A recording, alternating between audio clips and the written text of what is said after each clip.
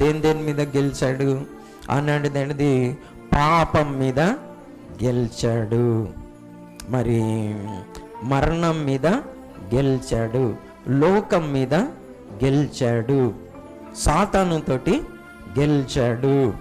So ఇక్కడ గెలుపు అన్న దానికి మనం కూడా, మీరు కూడా మీ ఇంట్లో కానీ ఎక్కడనైనా పోట్లాటైతే ఒకవేళ కనుక మీరు మౌనంగా ఉన్నారనుకోండి, మీరు అనుకోవద్దు మీరు ఓడిపోయారని.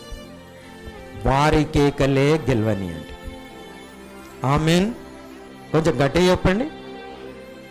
ఎవరిది అది రాసి పెట్టుకోండి. వారి కేకలే గెలిచాను. ఓకే ప్రభా, నేను నెమ్మదిగా ఉన్నాను.